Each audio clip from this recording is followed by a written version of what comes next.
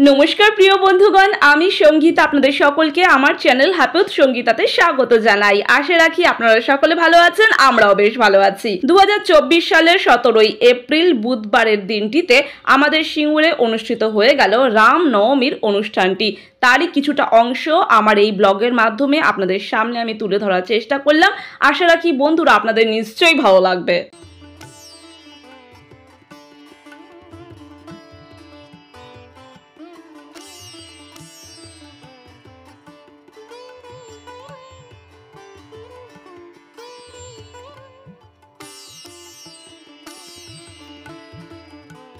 আলোয় আলোকিত হয়ে উঠেছে সিঙ্গুরের চারিপাশ। রামনবমীকে কেন্দ্র করে শ্রী রামচন্দ্রের পুজো অনুষ্ঠিত হয়েছে সারা ভারতবর্ষ তথা অযোধ্যাতেও। রামনবমী উৎসবটি পালন করা হয় মূলত শ্রী রামচন্দ্রের জন্মগ্রহণ উদযাপন উপলক্ষে। এটি একটি হিন্দু উৎসব। অযোধ্যার রাজা দশরথ ও রানী কৌশল্যার সন্তান ছিলেন শ্রী রামচন্দ্র এবং শ্রী রামচন্দ্র ছিলেন বিষ্ণুর সপ্তম অবতার। ভগবান বিষ্ণুর মানবীয় রূপের প্রাচীনতম অবতার। এই পবিত্র দিনটি শুক্লপক্ষের নবমীর দিনে পড়ে। হিন্দু পঞ্জিকা অনুসারে চৈত্র মাসের নবম দিনে। চৈত্রের 9 দিনে বসন্তের নবরাত্রি পালন করা হয়। রামনবমীর সবচেয়ে গুরুত্বপূর্ণ হিন্দু উৎসবের মধ্যে একটি। এই নবমী তিথিতেই দেবী পার্বতী আবির্ভূত হয়েছিলেন। তাই এই দিনটিকে সনাতন ধর্মের বিশ্ব মাতৃ দিবস হিসেবে পালন করে থাকেন সকল সনাতনীরা।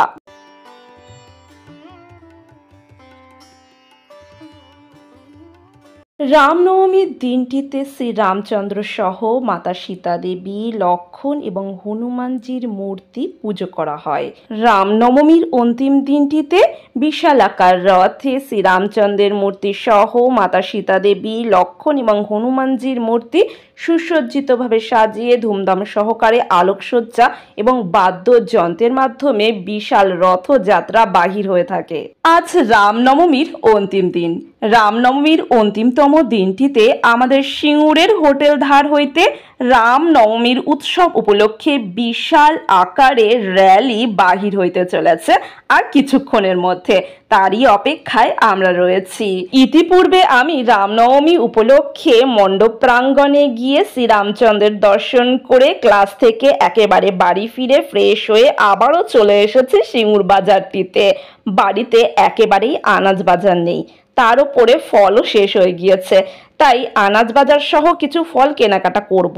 আর ওদিকে কিন্তু রেহান বাবা জীবনের মর্নিং স্কুল স্টার্ট হয়ে গিয়েছে। এই চরম তীব্র তাপদাহে আমাদের এখানকার সকল স্কুলগুলি এক প্রকার মর্নিং স্কুল স্টার্ট করে দিয়েছে।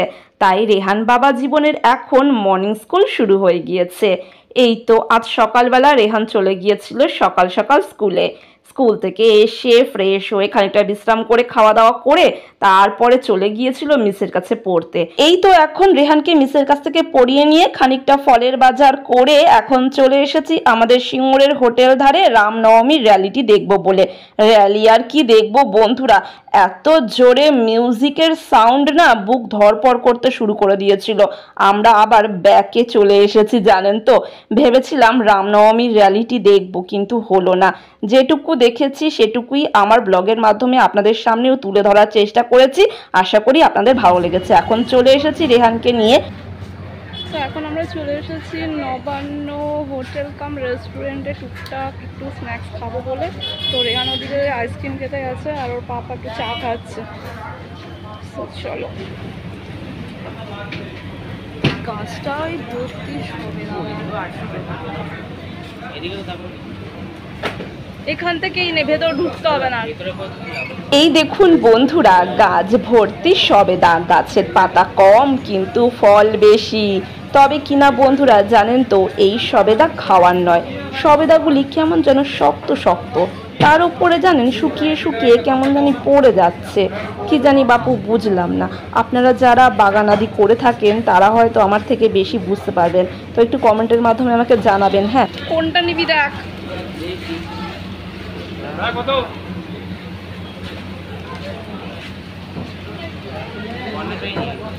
নিনে যেটা নিবি বল। আর তরমুজটা আমার হাতে দে।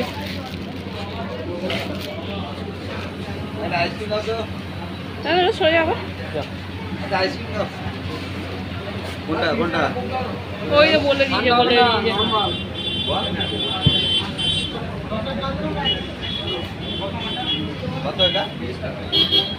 চলে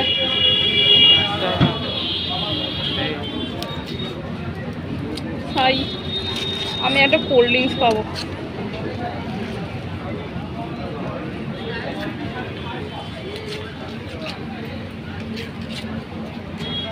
যা রেহান, কি করলি রে? পুরো কর্নেটোটাকে ফেলে দিল ডাস্টবিনে। এই দেখো, এক্ষুনি একটা কর্নেটো নিল, কর্নেটো ডাস্টবিনে ফেলে দিল, আবার টাকা নিয়ে আবার যাচ্ছে।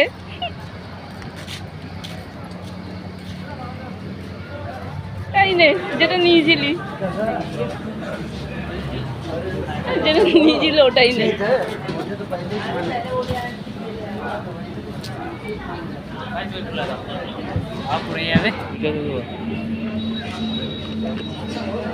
সত্যি আর কি বলবো, কিচ্ছু বলার নেই আমার। এরকম করে খুলবো, এরকম করে ফেলবো, এরকম করে হাতে নেবো। আরে আমি এটাকেও ফেলতে যাচ্ছিলাম, এটা আমার হাতে। দাঁড়িয়ে খা, আর ছুলতে হবে না বেশি। এবার আরেকবার ডাস্টবিনে ট্রাই করবি? হ্যাঁ,